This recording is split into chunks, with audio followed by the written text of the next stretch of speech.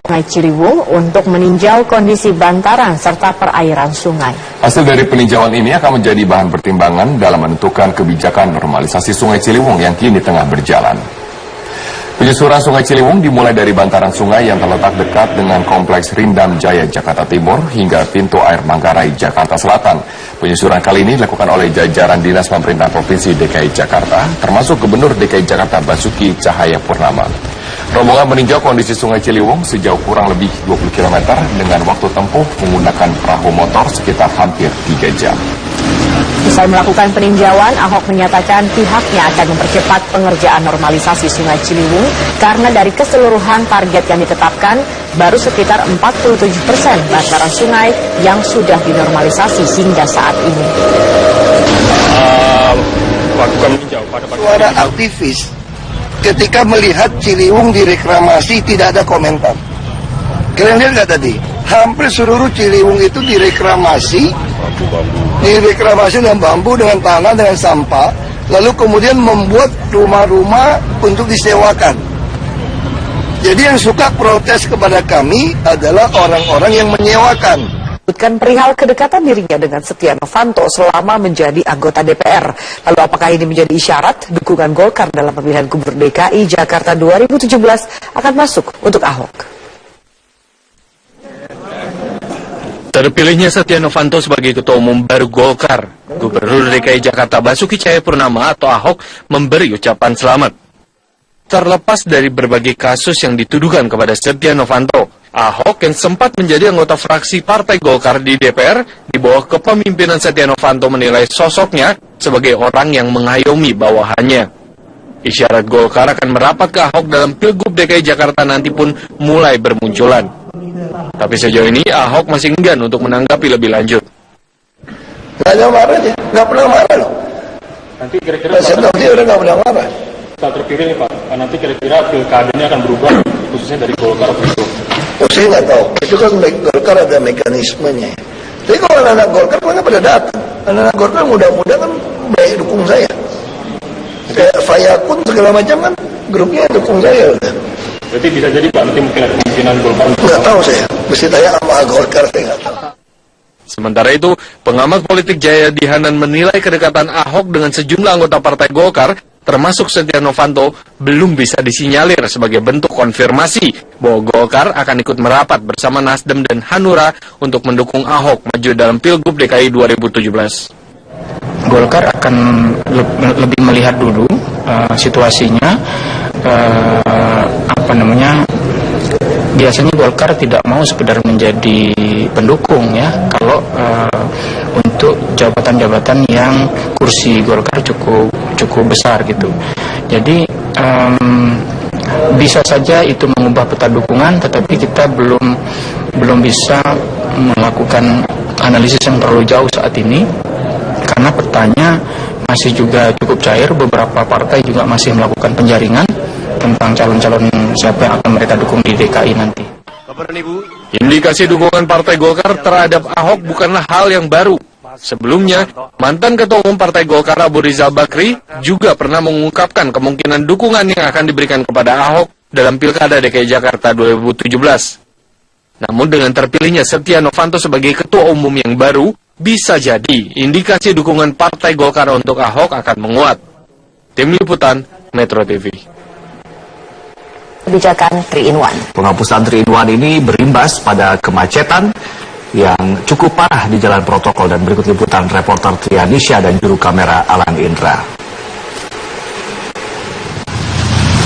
Kebijakan 3-in-1 mulai hari ini secara resmi dan permanen telah dihapuskan oleh pemerintah Provinsi DKI Jakarta. Dan dampaknya terjadi kemacetan arus lalu lintas di tempat saya berada saat ini, yaitu di Jalan Protokol, Jalan Gatot Subroto, tepatnya dari arah Selipi menuju ke Semanggi. Dan kemacetan di kawasan ini mulai terjadi dari kawasan Bendungan Hilir. Dan kecepatan kendaraan atau mobil yang melintasi di wilayah ini adalah rata-rata 10 km per jam.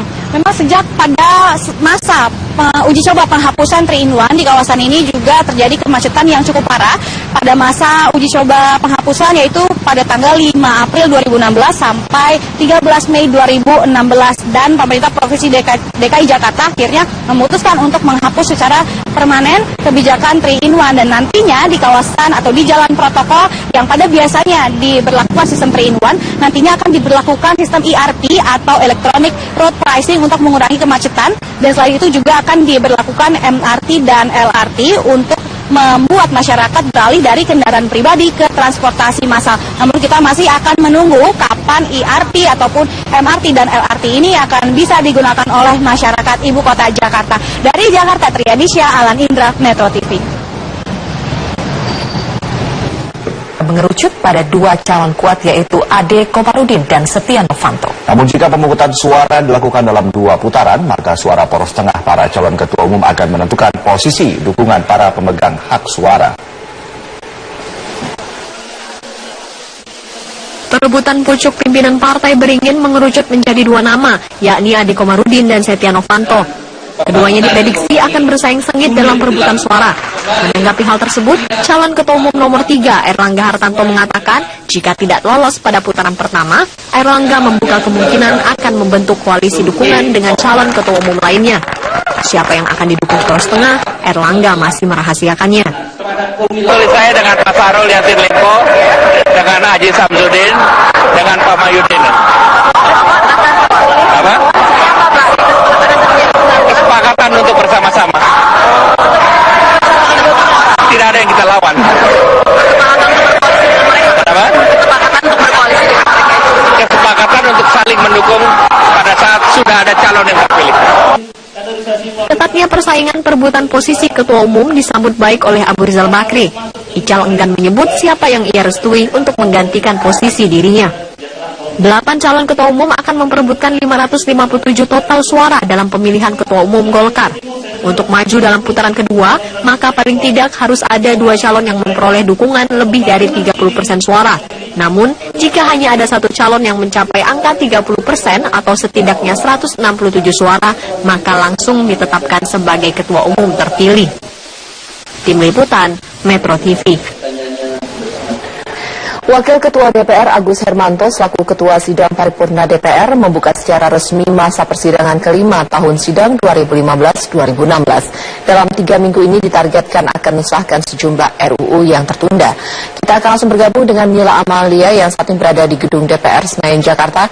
Mila, apakah rapat paripurna sudah quorum mengingat Golkar sedang mengadakan munaslup?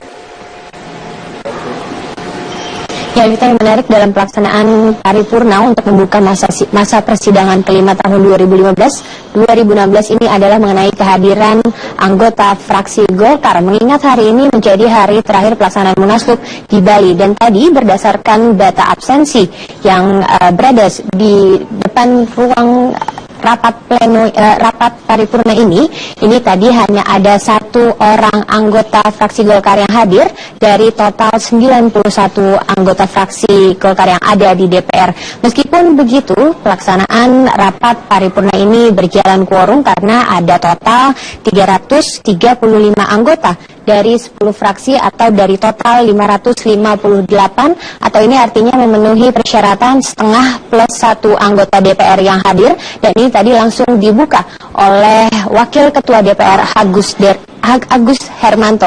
Dan mengingat masa persidangan kelima DPR ini hanya berjalan kurang lebih 3 minggu ke depan, ditargetkan anggota DPR dapat mensahkan beberapa RUU. Seperti misalnya tadi dalam pidato pembukaan yang disampaikan oleh Wakil Ketua DPR Fadlizon ini mengatakan anggota DPR akan menyelesaikan 9 RUU dan melanjutkan pembahasan 16 RUU yang menjadi prioritas bersama dengan pemerintah. Di antaranya adalah mengenai RUU Tax Amnesty, kemudian juga ada RUU mengenai pilkada yang seharusnya selesai dibahas pada April lalu, dan yang terakhir adalah mengenai Perpu tentang pemberantasan tindak pidana terorisme yang dibahas untuk menjadi undang-undang. Selain itu juga tadi dalam masa persidangan ini anggota DPR dari berbagai fraksi ini mendorong agar nantinya pemerintah dan juga DPR agar segera memasukkan undang-undang hukum kebiri terhadap pelaku kejahatan seksual ini menjadi masuk ke dalam prolegnas prioritas untuk dibahas dalam masa sidang ini. Untuk sementara demikian, Elvita. Ya, baik. Terima kasih Mbak Amalia untuk laporannya. Pemirsa, Gubernur DKI Jakarta Basuki Cahayapurnama menilai sistem 3-in-1 tidak efektif untuk mengurai kemacetan di Jakarta. Ahok berencana membatasi jumlah kendaraan yang melintas di beberapa titik sentral di Jakarta berdasarkan angka terakhir pada nomor kendaraan genap atau ganjil.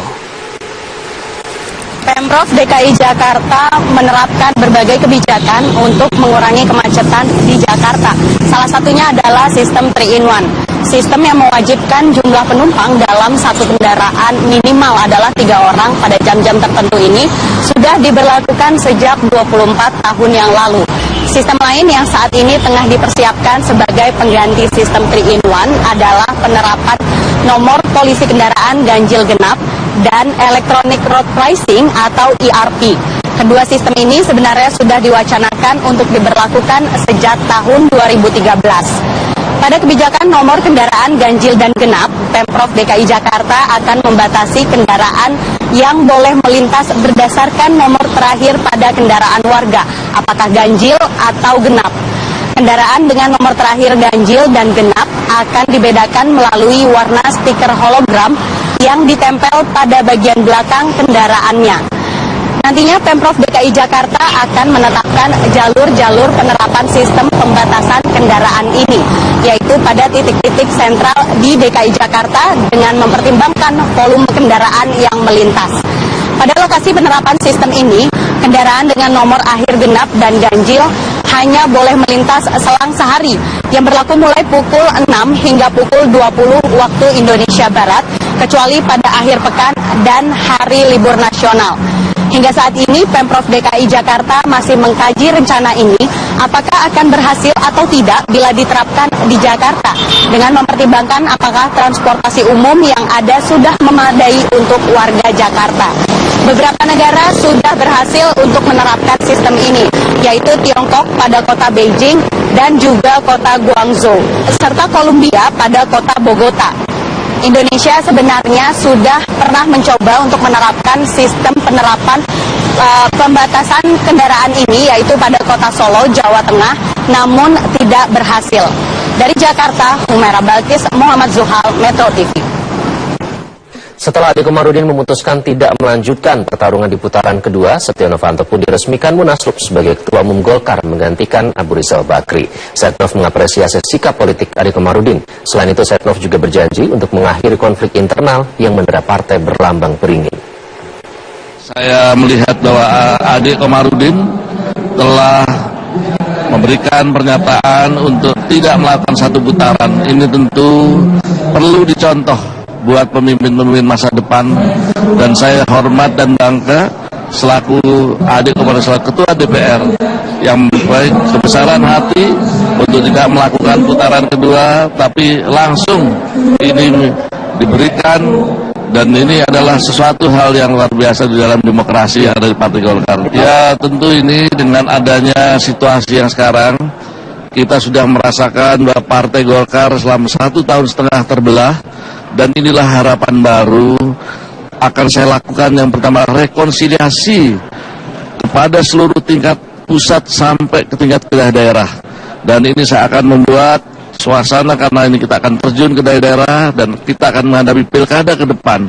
Maka saya akan melaksanakan 100 hari kerja. Yang pertama adalah kita akan melakukan langkah karena mendekati puasa, maka ini akan kita lakukan adalah safari Ramadan. Dan yang kedua tentu saya akan lakukan, dan seperti janji saya pada saat keliling di seluruh Indonesia, maka saya sudah minta izin pada tingkat 1 dan tingkat 2, dan pada akhirnya saya akan bekerja sama dengan pemerintah untuk mendukung Bapak Joko Widodo dan mendukung Bapak Yusuf Kala untuk terus bekerja sama, karena Partai Golkar adalah partai yang mitra adalah dengan pemerintah. Insya Allah dengan kepimpinan saya akan lakukan janji saya untuk melakukan rekonsiliasi, tidak ada konflik lagi. Baik, kita akan lakukan bersama-sama DPD 1, DPD 2 seluruh Indonesia untuk bersama-sama membesarkan partai ini dan kerjasama dengan partai-partai lain. Pemilihan Ketua Umum Golkar dalam Musyawarah Nasional luar biasa dipastikan akan berlangsung secara voting, secara bebas dan rahasia di dalam rapat pleno terbuka, bukan dilakukan dengan aklamasi. Sementara itu Ketua Umum Partai Golkar Abu Rizal Bakri menegaskan kepada Ketua Umum terpilih agar menjalankan komitmen untuk mendukung pemerintahan Jokowi JK. Mencuatnya skenario aklamasi dalam pemilihan ketua umum karena terdapat 8 calon ketua umum dibantah oleh Wakil Ketua Umum Partai Golkar Theo El Sambuaga.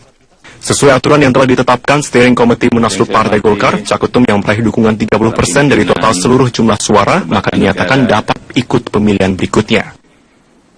Pemilihan ini prinsipnya secara di dalam rapat pleno terbuka, voting secara tertutup dan rahasia.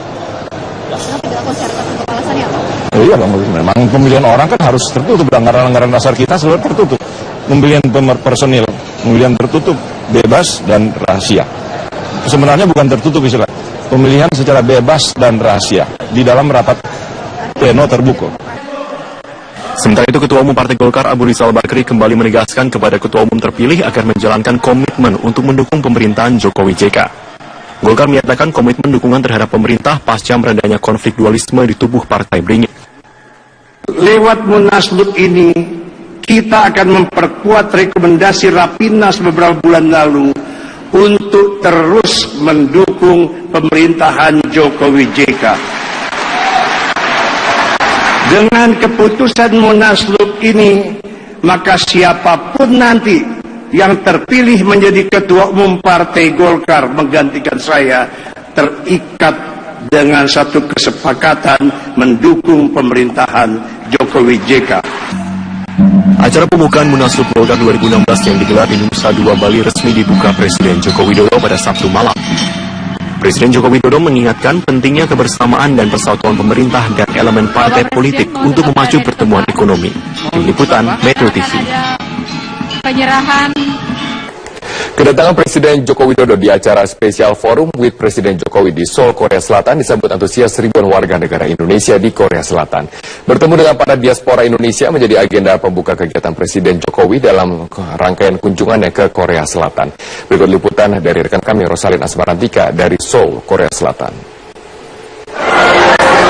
Setibanya di Korea Selatan, ini hal yang pertama dilakukan oleh Presiden Joko Widodo adalah bertemu dengan para diaspora.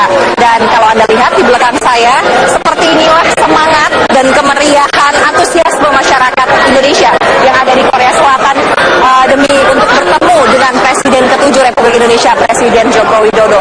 Di acara Special Forum with Presiden Joko Widodo yang digelar di Lotte Hotel Korea Selatan ini, ada ribuan warga negara Indonesia yang hadir dan berbincang dengan Presiden Joko Widodo. Ada satu hal menarik ataupun juga bisa dibilang itu adalah hal baik, yakni rencananya pemerintah Indonesia akan membuat kartu diaspora. Kartu diaspora nanti akan memudahkan para warga negara Indonesia yang ada di luar untuk berbisnis di Indonesia, dan utamanya ini untuk mereka-mereka ex warga negara Indonesia. Ini akan memudahkan akses mereka ke tanah air dan juga akses mereka untuk berinvestasi di Indonesia. Dan rencananya hari kedua, yakni tanggal 16 Mei 2016, Presiden Joko Widodo akan bertemu dengan sejumlah pebisnis negeri ginseng dan juga bertemu dengan Presiden Korea Selatan. Dari Seoul, Korea Selatan, Rosalina Asmarantika, Metro TV. Ya, hingga hari ini pemadaman bergilir masih terjadi di sejumlah kota kabupaten di Provinsi Aceh. Bahkan pemadaman sudah mengundang aksi protes dari masyarakat, dan kita bergabung bersama rekan kami Bram Herlambang yang akan melaporkan langsung dari Banda Aceh, Provinsi Aceh. Bram, bagaimana kondisi pemadaman listrik di Banda Aceh dan sudah berapa lama listrik padam setiap harinya? Ya, Robert dan juga Zakia, benar sekali hingga saat ini pemadaman listrik bergilir masih terjadi di Banda Aceh sendiri. Dan untuk hari ini saja, ini memang sudah terjadi sejak pukul 9 waktu Indonesia Barat dan hingga saat ini atau sekitar 3,5 jam. Dan untuk 2 hari terakhir ini saja bahwa pemadaman secara bergilir ini memang sudah terjadi secara berturut-turut. Kemarin ini memang terjadi pemadaman sekitar 5 jam, yaitu pada pukul 8 hingga pukul 13 waktu Indonesia Barat. Dan akibat dari adanya pemadaman ini, Dewan Perwakilan Rakyat Aceh memang sudah memanggil pihak PLN Wilayah Aceh untuk berkoordinasi dan menanyakan apa saja penyebab dari pemadaman bergilir ini.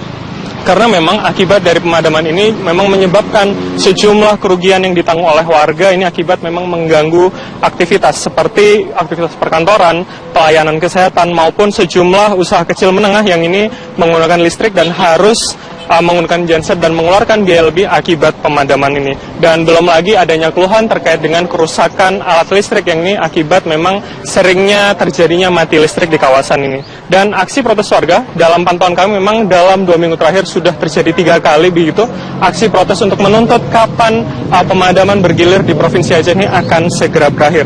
Dan menurut sosiolog dari Universitas Syah Kuala Banda Aceh mengatakan bahwa aksi-aksi serupa akan terus meningkat begitu apalagi menjelang bulan Ramadan di mana pasokan atau puncak beban ini memang terjadi pada bulan Ramadan nanti. Dan sekali lagi bahwa PLN mengatakan pemadaman ini akibat dari gangguan pada transmisi yang mengganggu operasional sejumlah pembangkit di Nagan Raya maupun di Arun, dan memang terjadi penurunan pasokan sekitar 150 kV yang memang mengganggu wilayah listrik yaitu dari Langsa hingga Banda Aceh. Dan berikut adalah petikan wawancara kami dengan sosiolog Unsiah, Mas Rizal.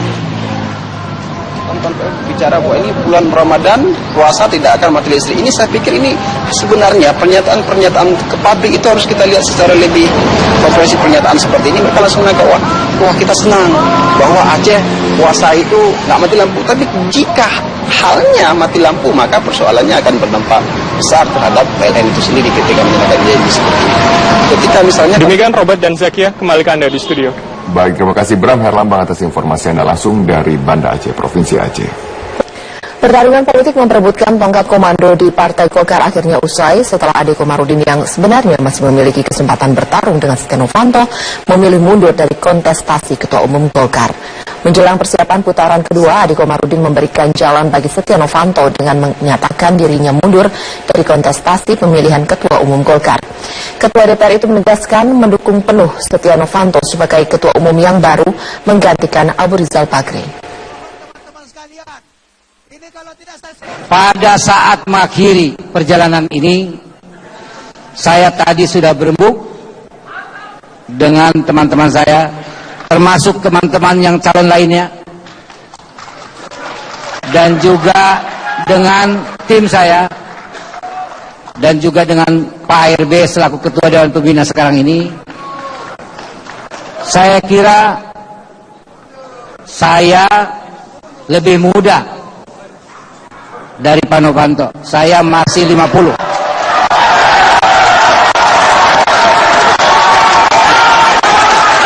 Pak Novanto sekarang 60. Masih ada kesempatan saya di masa yang akan datang.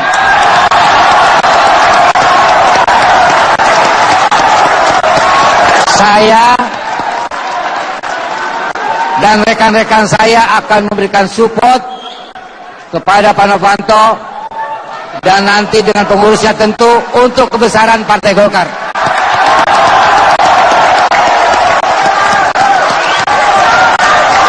Saya dan istri saya, Neti Marlisa, mengucapkan selamat kepada Pak Novanto dan Ibu De untuk kebesaran Partai Golkar. Sungai Ciliwung untuk meninjau kondisi bantaran serta perairan sungai. Hasil dari peninjauan ini akan menjadi bahan pertimbangan dalam menentukan kebijakan normalisasi Sungai Ciliwung yang kini tengah berjalan. Penyusuran Sungai Ciliwung dimulai dari bantaran sungai yang terletak dekat dengan Kompleks Rindam Jaya Jakarta Timur hingga pintu air Manggarai Jakarta Selatan. Penyusuran kali ini dilakukan oleh jajaran Dinas Pemerintahan Provinsi DKI Jakarta, termasuk Gubernur DKI Jakarta Basuki Cahayapurnama. Rombongan meninjau kondisi Sungai Ciliwung sejauh kurang lebih 20 km dengan waktu tempuh menggunakan perahu motor sekitar hampir 3 jam. Usai melakukan peninjauan, Ahok menyatakan pihaknya akan mempercepat pengerjaan normalisasi Sungai Ciliwung karena dari keseluruhan target yang ditetapkan, baru sekitar 47% bantaran sungai yang sudah dinormalisasi hingga saat ini. Suara aktivis ketika melihat Ciliwung direklamasi tidak ada komentar. Kalian lihat nggak tadi? Hampir seluruh Ciliwung itu direklamasi dengan bambu, dengan tanah, dengan sampah, lalu kemudian membuat rumah-rumah untuk disewakan. Jadi yang suka protes kepada kami adalah orang-orang yang menyewakan. Menyebutkan perihal kedekatan dirinya dengan Setia Novanto selama menjadi anggota DPR. Lalu apakah ini menjadi isyarat dukungan Golkar dalam pemilihan Gubernur DKI Jakarta 2017 akan masuk untuk Ahok? Terpilihnya Setia Novanto sebagai Ketua Umum baru Golkar, Gubernur DKI Jakarta Basuki Cahayapurnama atau Ahok memberi ucapan selamat. Terlepas dari berbagai kasus yang dituduhkan kepada Setia Novanto, Ahok yang sempat menjadi anggota fraksi Partai Golkar di DPR di bawah kepemimpinan Setia Novanto menilai sosoknya sebagai orang yang mengayomi bawahannya.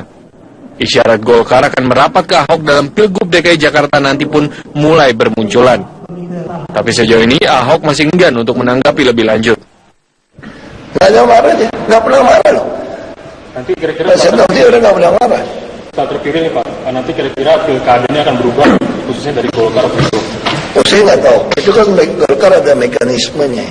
Tapi kalau anak Golkar kan pada datang, anak Golkar muda-muda kan baik dukung saya. Kayak Fayakun segala macam kan grupnya dukung saya. Berarti bisa jadi Pak, nanti mungkin ada kemungkinan Golkar. Nggak tahu saya, mesti tanya sama Golkar, saya nggak tahu.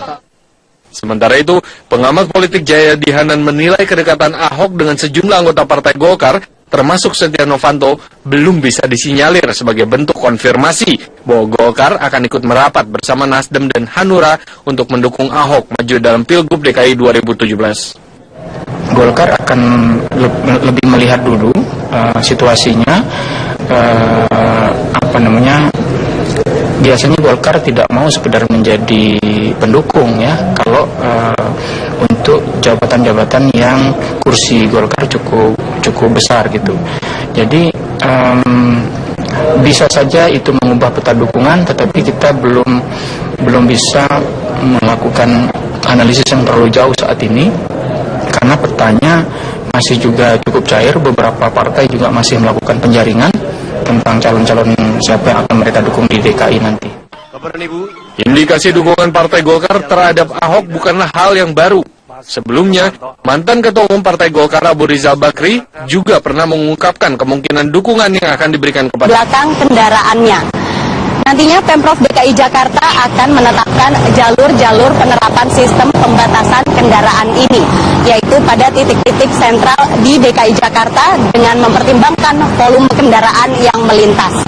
Pada lokasi penerapan sistem ini, kendaraan dengan nomor akhir genap dan ganjil hanya boleh melintas selang sehari yang berlaku mulai pukul 6 hingga pukul 20 waktu Indonesia Barat, kecuali pada akhir pekan dan hari libur nasional. Hingga saat ini, Pemprov DKI Jakarta masih mengkaji rencana ini, apakah akan berhasil atau tidak bila diterapkan di Jakarta, dengan mempertimbangkan apakah transportasi umum yang ada sudah memadai untuk warga Jakarta. Beberapa negara sudah berhasil untuk menerapkan sistem ini, yaitu Tiongkok pada kota Beijing dan juga kota Guangzhou, serta Kolombia pada kota Bogota. Indonesia sebenarnya sudah pernah mencoba untuk menerapkan sistem penerapan pembatasan kendaraan ini, yaitu pada kota Solo, Jawa Tengah, namun tidak berhasil. Dari Jakarta, Humaira Balkis, Muhammad Zuhal, Metro TV.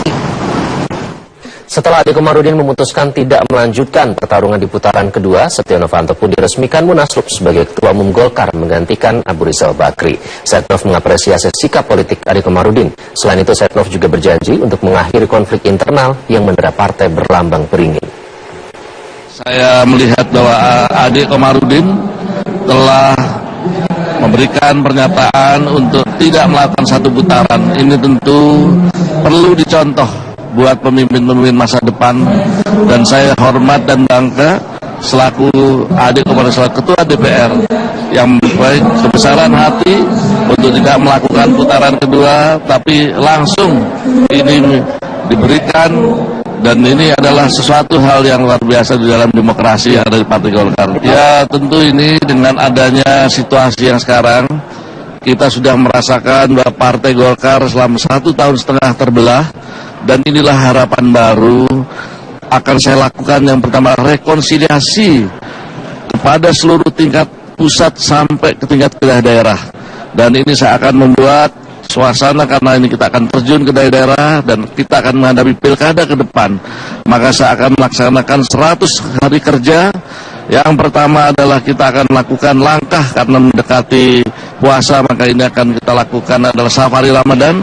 Dan yang kedua tentu saya akan lakukan, dan seperti janji saya pada saat keliling di seluruh Indonesia, maka saya sudah minta izin pada tingkat 1 dan tingkat 2, dan pada akhirnya saya akan bekerja sama dengan pemerintah untuk mendukung Bapak Joko Widodo dan mendukung Bapak Yusuf Kalla untuk terus bekerja sama, karena Partai Golkar adalah partai yang mitra adalah dengan pemerintah.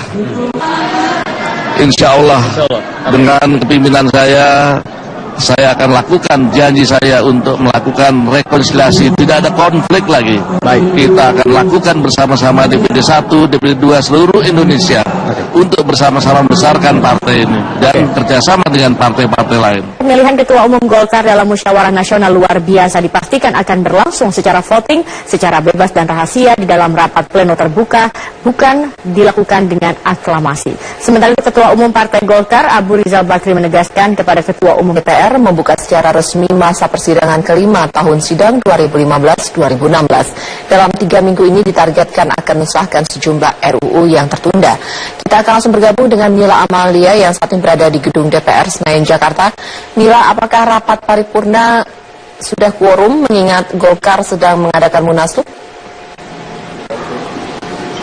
Ya, kita yang menarik dalam pelaksanaan paripurna untuk membuka masa persidangan kelima tahun 2015-2016 ini adalah mengenai kehadiran anggota fraksi Golkar, mengingat hari ini menjadi hari terakhir pelaksanaan munaslup di Bali, dan tadi berdasarkan data absensi yang berada di depan ruang rapat paripurna ini tadi hanya ada 1 orang anggota fraksi Golkar yang hadir dari total 91 anggota fraksi Golkar yang ada di DPR.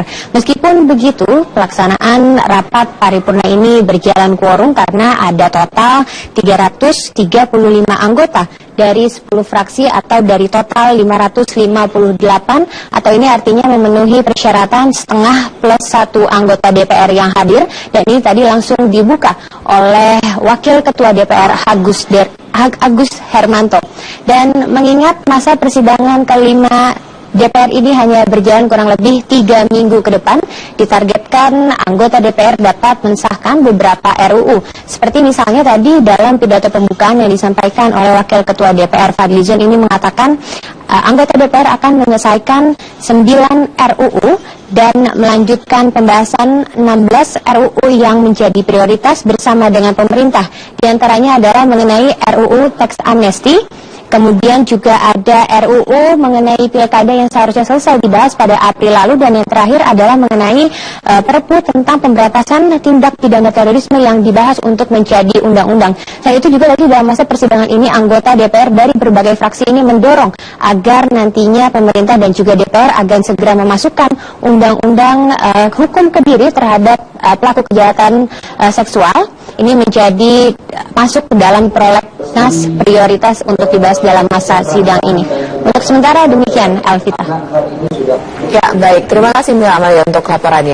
Pemirsa, Gubernur DKI Jakarta Basuki Cahayapurnama menilai sistem 3-in-1 tidak efektif untuk mengurai kemacetan di Jakarta. Ahok berencana membatasi jumlah kendaraan yang melintas di beberapa titik sentral di Jakarta berdasarkan angka terakhir pada nomor kendaraan genap atau ganjil. Pemprov DKI Jakarta menerapkan berbagai kebijakan untuk mengurangi kemacetan di Jakarta. Salah satunya adalah sistem 3-in-1. Sistem yang mewajibkan jumlah penumpang dalam satu kendaraan minimal adalah 3 orang pada jam-jam tertentu ini sudah diberlakukan sejak 24 tahun yang lalu. Sistem lain yang saat ini tengah dipersiapkan sebagai pengganti sistem 3-in-1 adalah penerapan nomor polisi kendaraan ganjil genap dan electronic road pricing atau ERP.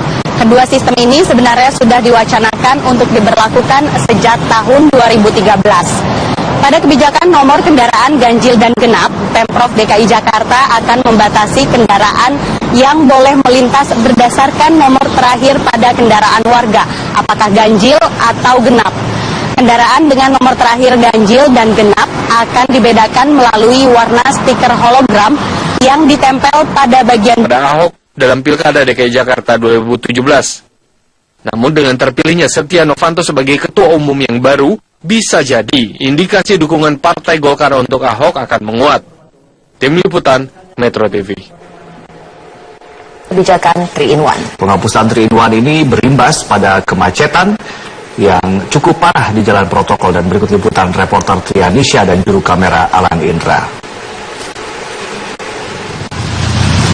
Kebijakan 3-in-1 mulai hari ini secara resmi dan permanen telah dihapuskan oleh pemerintah Provinsi DKI Jakarta. Dan dampaknya terjadi kemacetan arus lalu lintas di tempat saya berada saat ini, yaitu di Jalan Protokol, Jalan Gatot Subroto, tepatnya dari arah Selipi menuju ke Semanggi. Dan kemacetan di kawasan ini mulai terjadi dari kawasan Bendungan Hilir. Dan kecepatan kendaraan atau mobil yang melintasi di wilayah ini adalah rata-rata 10 km per jam. Memang sejak pada masa uji coba penghapusan 3-in-1 di kawasan ini juga terjadi kemacetan yang cukup parah. Pada masa uji coba penghapusan, yaitu pada tanggal 5 April 2016 sampai 13 Mei 2016. Dan pemerintah Provinsi DKI Jakarta akhirnya memutuskan untuk menghapus secara permanen kebijakan 3-in-1. Dan nantinya di kawasan atau di jalan protokol yang pada biasanya diberlakukan sistem 3-in-1, nantinya akan diberlakukan sistem ERP atau Electronic Road Pricing untuk mengurangi kemacetan. Dan selain itu juga akan diberlakukan MRT dan LRT untuk membuat masyarakat beralih dari kendaraan pribadi ke transportasi massal. Namun kita masih akan menunggu kapan ERT ataupun MRT dan LRT ini akan bisa digunakan oleh masyarakat ibu kota Jakarta. Dari Jakarta, Trianisha, Alan Indra, Metro TV. Mengerucut pada dua calon kuat, yaitu Ade Komarudin dan Setia Novanto. Namun jika pemungutan suara dilakukan dalam 2 putaran, maka suara poros tengah para calon ketua umum akan menentukan posisi dukungan para pemegang hak suara. Perebutan pucuk pimpinan partai beringin mengerucut menjadi 2 nama, yakni Ade Komarudin dan Setia Novanto. Keduanya diprediksi akan bersaing sengit dalam perebutan suara. Menanggapi hal tersebut, calon ketua umum nomor 3 Erlangga Hartanto mengatakan jika tidak lolos pada putaran pertama, Erlangga membuka kemungkinan akan membentuk koalisi dukungan dengan calon ketua umum lainnya. Siapa yang akan didukung poros tengah, Erlangga masih merahasiakannya. Tulis saya dengan Pak Sarul Yassin Limpo, dengan Haji Samsudin, dengan Pak Mayudin. Apa? Kesepakatan untuk bersama-sama.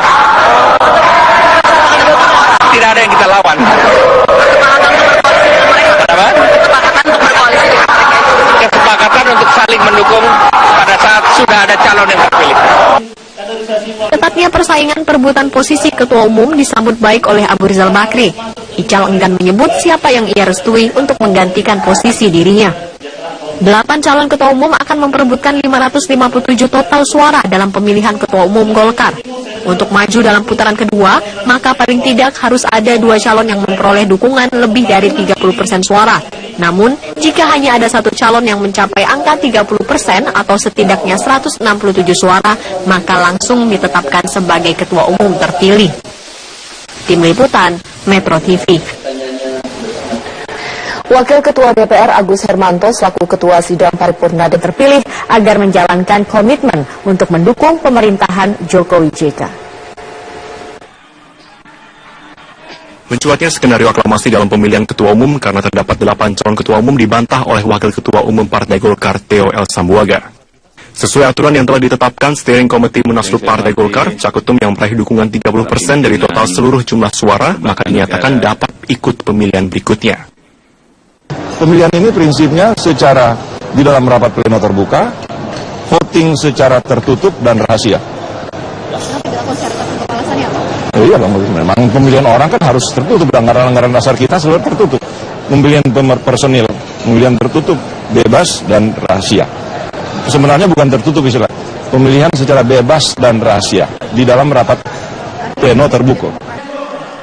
Sementara itu, Ketua Umum Partai Golkar Abu Rizal Bakri kembali menegaskan kepada Ketua Umum terpilih agar menjalankan komitmen untuk mendukung pemerintahan Jokowi JK.